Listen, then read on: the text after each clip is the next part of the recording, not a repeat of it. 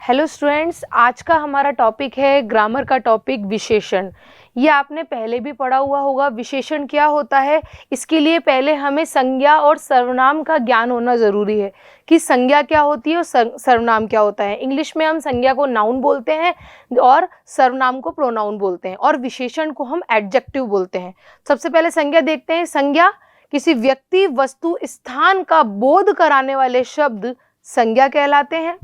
संज्ञा के स्थान पे प्रयोग किए जाने वाले सर्वनाम कहलाते हैं और जो संज्ञा और सर्वनाम की विशेषता बताते हैं वो विशेषण कहलाते हैं। ठीक है, तो स्टार्ट करते हैं हमारा आज का टॉपिक, विशेषण की परिभाषा।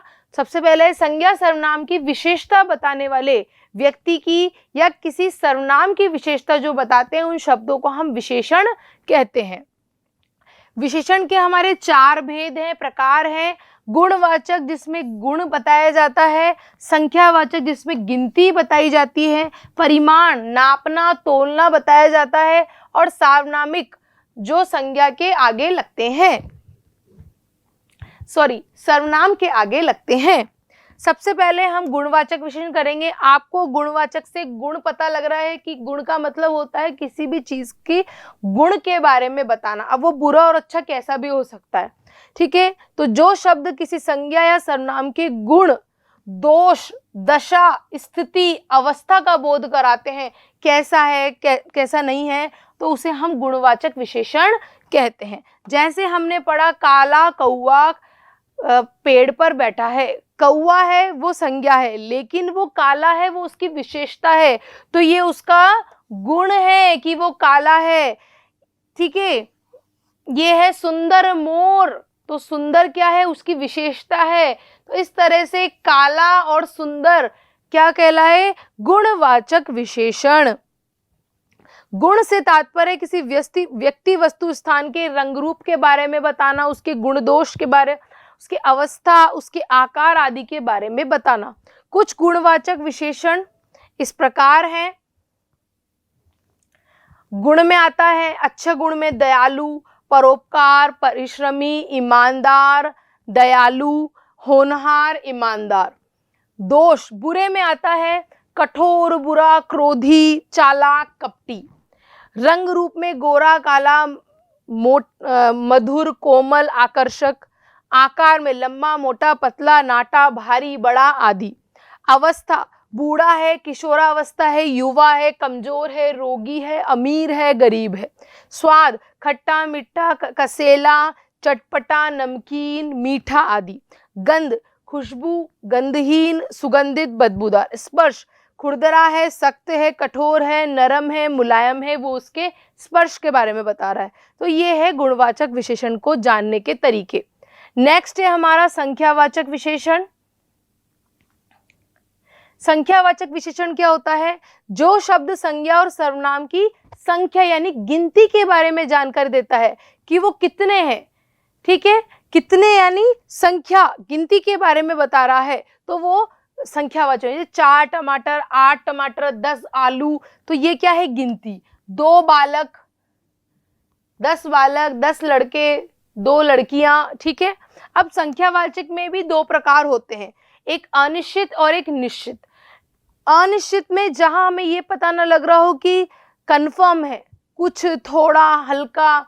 ठीक है, और निश्चित में क्या होगा कि हमें एग्जैक्ट नॉलेज होगी कितनी गिनती है, 4, 8, 10 इस तरह की। ठीक है, सबसे पहले हम निश्चित संख्यावाचक पढ़ेंगे। निश्चित में जो संज्ञा सर्वनाम की निश्चित संख्या का बोध कराते हैं कि डेफिनेटली इतने ही है, उन्हें हम निश्चित संख्यावाचक विशेषण कहते हैं।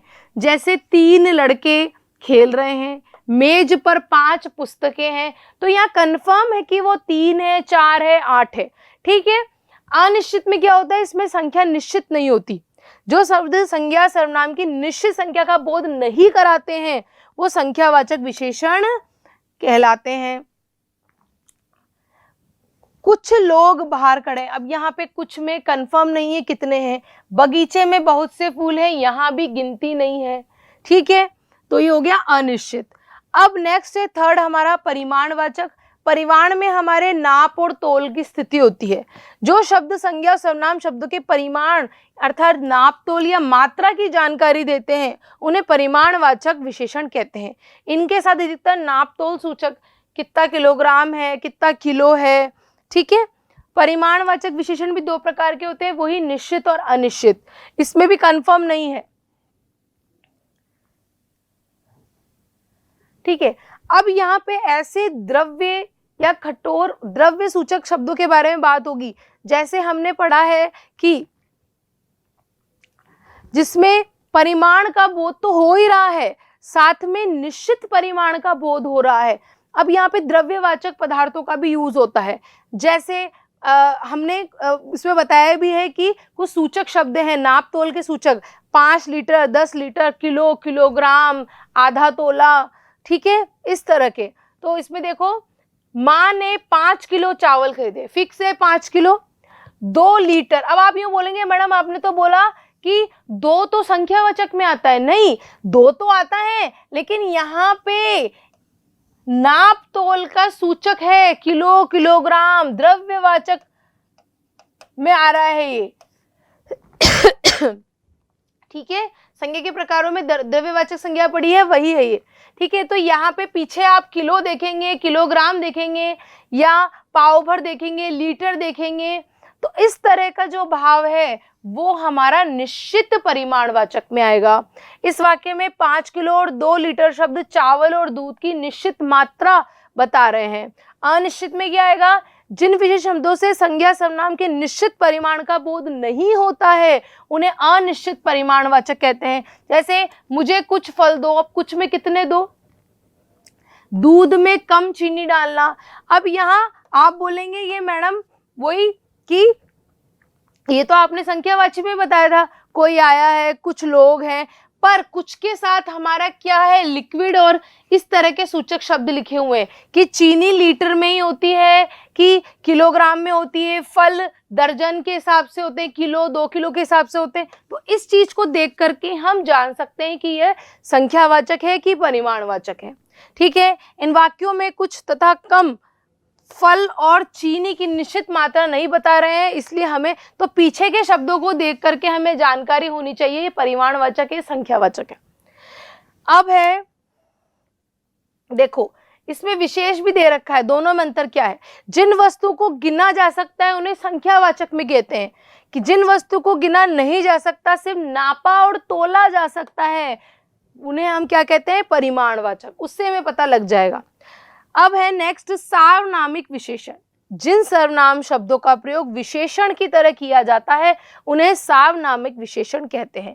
अब सार्वनामिक से आप सबसे पहले जान लीजिए, जिन सर्वनाम शब्दों का प्रयोग हम विशेषण की तरह करते हैं, उदाहरण में देखेंगे उन्हें संकेतवाचक विशेषण भी कहा जाता है। जैसे उदाहरण में देखेंगे हम, ठीक है, सबसे पहले ये काफी दुबला है, ये नॉर्मल सेंटेंस है, सर्वनाम है यह, ठीक है।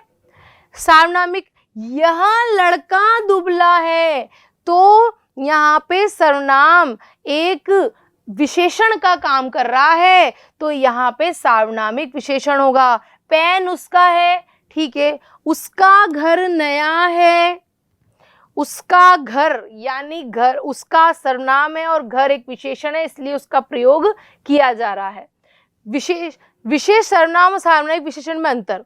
जिन सर्वनाम शब्दों का प्रयोग संज्ञा के स्थान पर किया जाता है उन्हें तो हम सर्वनाम कहते हैं, परंतु जब कोई सर्वनाम संज्ञा से पहले प्रयुक्त होता है, लड़का संज्ञा है, उससे पहले जब सर्वनाम यूज हो गया तो वो सार्वनामिक विशेषण बन गया, क्योंकि वो सर्वनाम एक विशेषता का काम कर रहा है।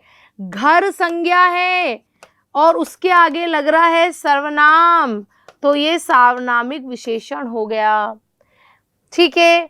पेन संज्ञा है, मेरा क्या है? सर्वनाम, ये सार्वनामिक हो गया। इस तरह से ये है।